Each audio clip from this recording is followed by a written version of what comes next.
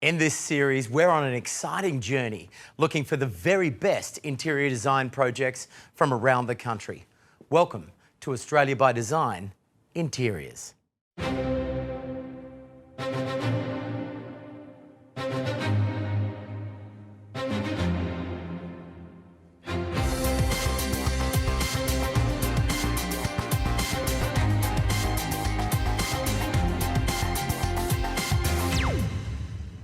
We've gathered our panel of design industry leaders at Top 3 by Design in Sydney to find out which projects will make it through to our series final. Around the table, we've got some of the best expertise in Australia, from interior design practices through to specifiers providing product that complete that special project.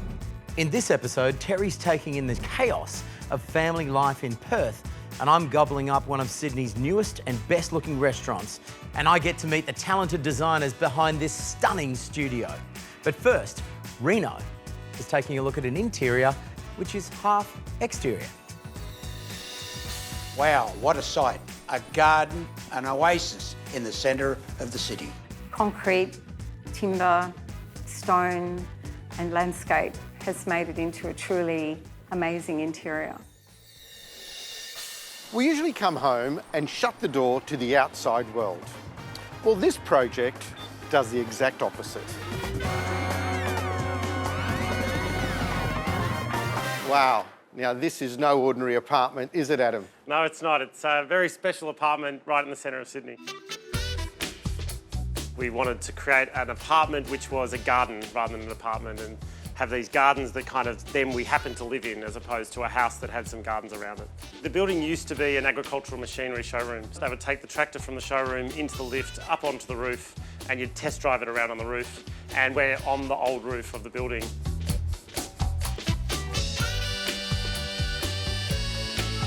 Most people who I'd say we live on Cleveland Street, they're like, my gosh, that must be so noisy. But actually up here, you don't hear much at all. We've done things like have the garden here, set the apartment back from the edge, and we have a pond which creates some background noise, and it just kind of filters out the hum of the city. So when you get up here, it's incredibly quiet. You often feel like you're in the middle of the bush. It's really special, actually.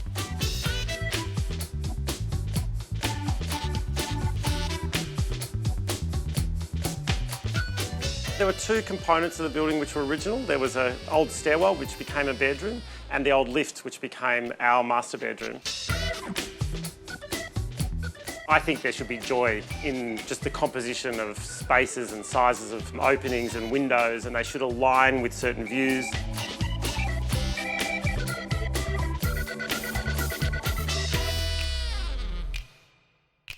Within the apartment, we wanted to connect to the sky. It's kind of another facade, it's another view that often people don't take advantage of. So by inserting skylights in the middle of the plan, we were able to get light dropped into the centre, but also just watch the clouds go over. I'd really like to have a look at that. Absolutely, let's have a look.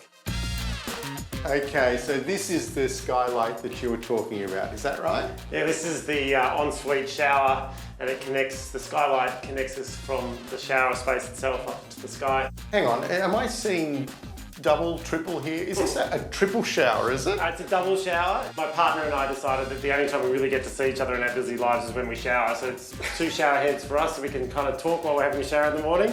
Third one so we can clean the shower easily. Oh, that makes a lot of sense. And the pathway that I see back here, that goes to... The shower kind of funnels you out, up a few stairs and out into the garden. And we've got a bath nestled into the garden, into the landscape. Faces west, we get to kind of have a bath with a glass of wine and watch the sunset over the Blue Mountains. Sounds civilised. It's pretty nice. And Adam, this is a very much a green kitchen. I don't think I've ever seen a green kitchen before. Is this to make everyone envious? It's pretty special. It's about connecting the landscape just outside with the interior. There's a Boston ivy that grows on the wall directly adjacent to here, and in the summer it's vivid green, and we wanted a colour that would connect the outside and the inside. It's also the opportunity for me to try something that, you know, I'm rarely allowed to do with clients. To try and convince them to do a green kitchen is quite hard, but for myself it was pretty easy decision to make. I think it's really calming space. And I can see that the kitchen, although it's quite separated, but it's well connected to the rest of the apartment, isn't it? Yeah, one of the things I hate about apartment living is that the kitchen is often in the living room.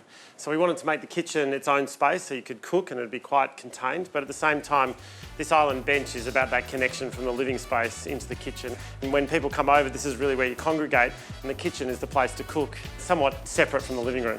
And I noticed that throughout the apartment, you've actually paid respect to the heritage of the building.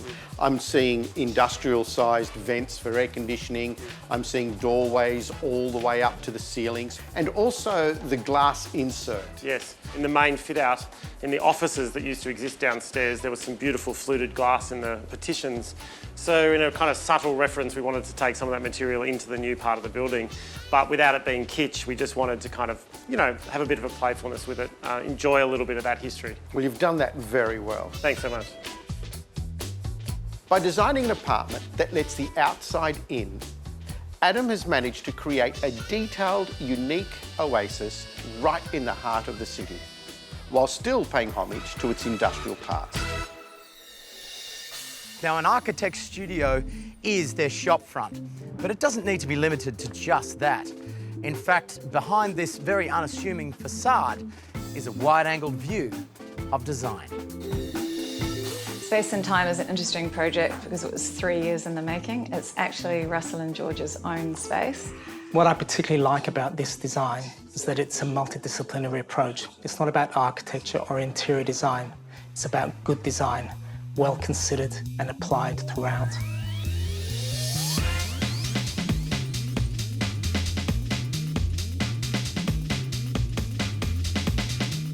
So, is this the office manager?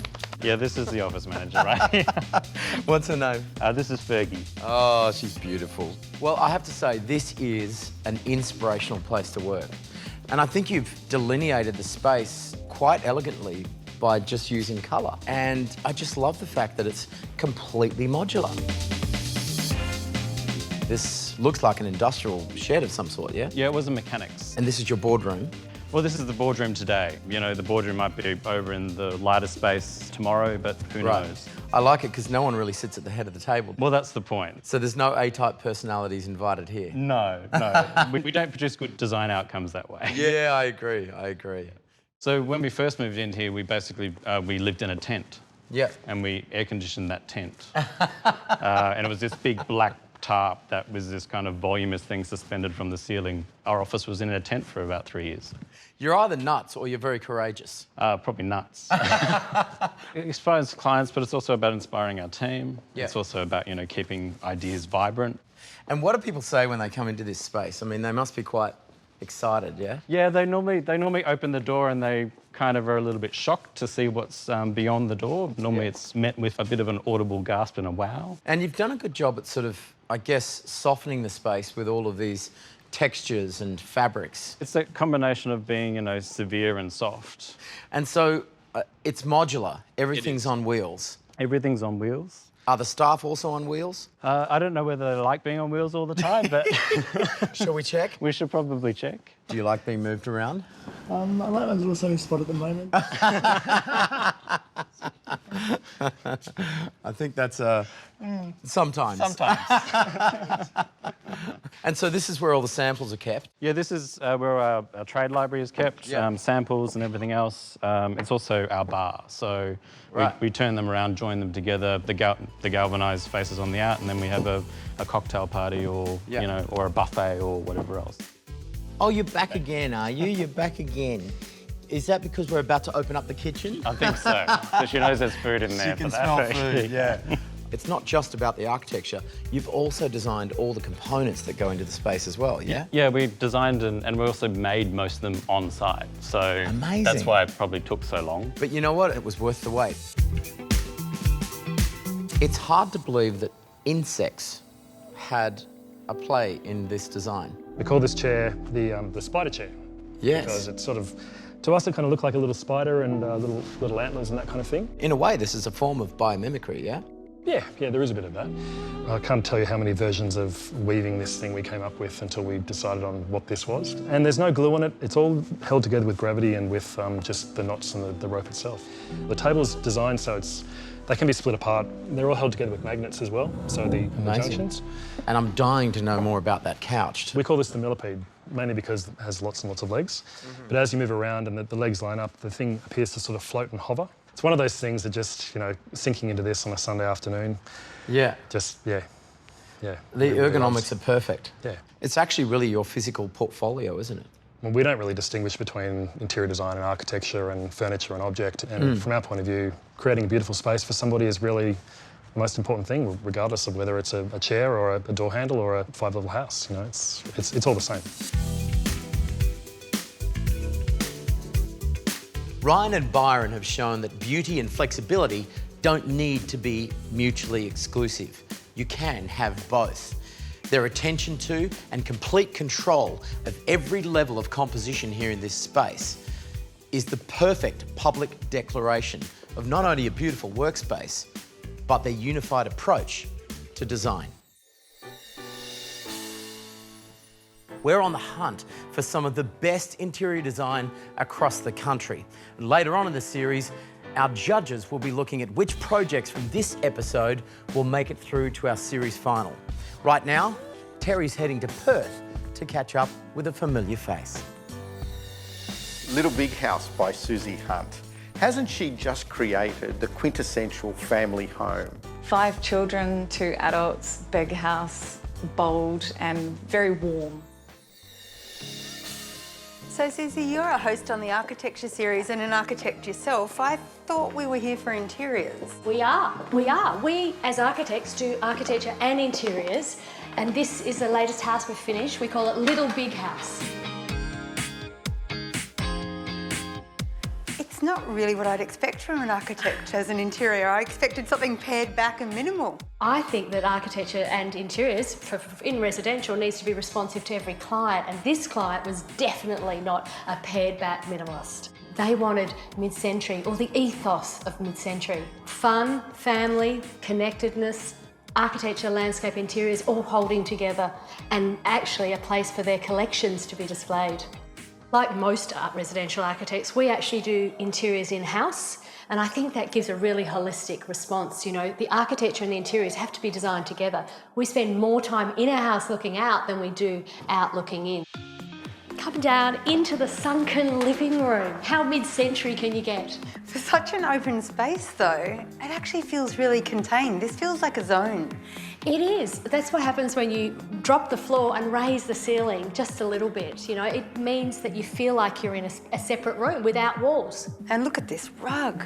This rug was a signature piece of design, and it was designed with the client, with us and with a rug designer, and it took a year to make. This is a family house, and it's a family with 5 children. So we couldn't have little soft, you know, pieces of interiors. It has to be robust. So we've got the porcelain tiles on the ground that run outside. We've brought bricks from outside in, so the interiors and the exterior actually works together.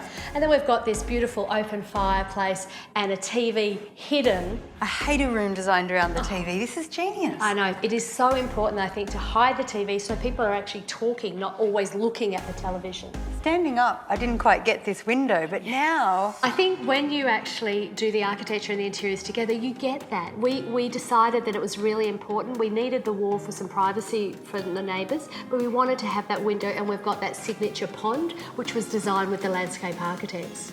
This client is an avid collector, so it was really important we had places for her collections. We were designing around the pieces that she had and that she was collecting while we were designing and building. And so we were doing a continual audit of the things that she was buying and saying where they were, and locating them and saying this is where they're going to go. Sometimes we had to say, look, stop, you're collecting too much. But it was also, it gives this feeling of it being their family home, and it is theirs. It's all about them. This is a real sanctuary. Terry, if you had 5 children, wouldn't you want a sanctuary? What was wonderful here is the client gave every child the opportunity to pick their favourite colour. So let's come into the red room. Oh wow, look at that. This is beautiful vibrancy, but also pin-ups allow the children to also personalise the space. And then we've designed this really simple ply furniture and window seat.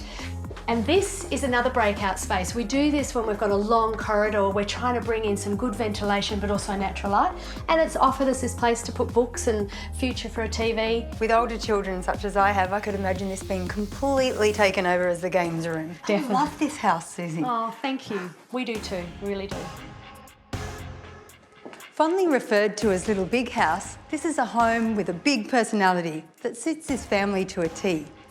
The architecture, the interiors and the landscapes have all been designed together, and you can tell. This is a home designed for living. We're looking for some of the best interior design across the country. And if you're still hungry, come with me now for more than just a taste. This next project is Six Head Restaurant in the Rocks in Sydney. I love how history has really informed the design. This is a wonderfully preserved, historic, open warehouse that doesn't take away from the beauty of the harbour. Six Head Restaurant is the newest arrival here at the Rocks. And when you experience the silent design I'm about to share with you, you'll understand why Sydney is about to be seduced. Callie, I love this entrance. I mean, it really is quite dramatic. Why the 6 cowheads? So it goes back to the first fleet that arrived here in 1788, and along the way they picked up 4 cows and 2 bulls, and those are the first cows to ever come to Australia, and a convict was asked to look after them. He didn't. During the lunch break, they wandered off, never to be found again, and discovered 8 years later, now wild and numbering 100. And that saved that first colony from starvation. We got to learn about Dion Horstman.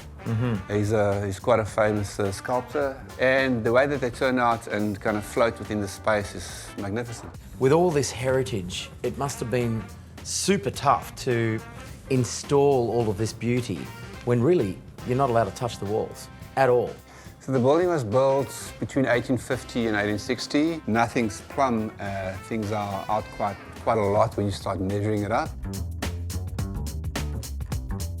The rope came about really out of necessity, in that when we started taking the finishes off the walls, it started breaking up the sandstone. And so the heritage architect stopped us from taking it off.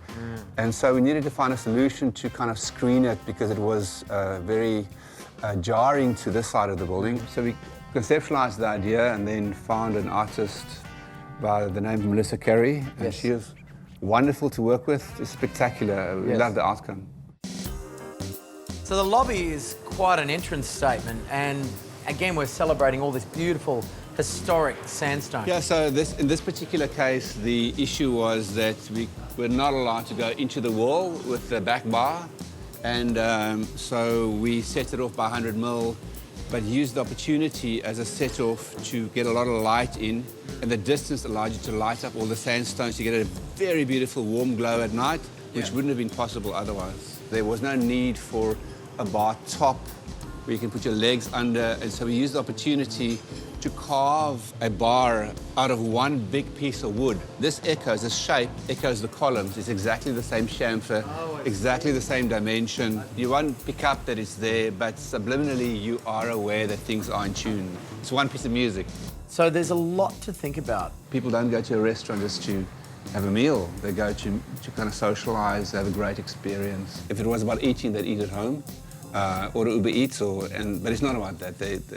So if you design a restaurant well, you want to think about where people will be placed, how spontaneously they could potentially have the chance encounter with somebody else. You know, you've had to distance these things just far enough apart so that they can have a private conversation, but close enough together to get your chance encounter. Like a great piece of music, there's a difference between somebody playing with sensitivity and the silence between the notes that makes for music to be either brilliant or just pedestrian. And if you're able to get the silence between the notes correct, you get the rhythm correct.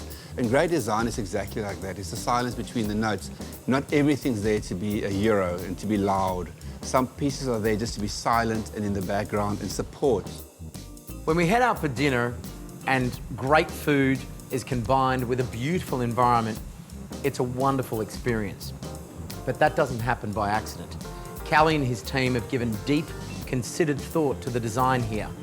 which means you're instantly comfortable, whether you're sitting here, here, here, or here, meaning you're relaxed and enjoying your meal before the food has even arrived.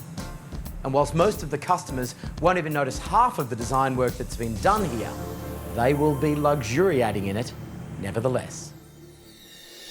Now it's over to the judges to make the almost impossible choice of who's going through to the final. This is a rooftop that you happen to live in rather than an apartment surrounded by landscape. The fact that they had this wonderful historic building that could withstand weight was a logical use of the space.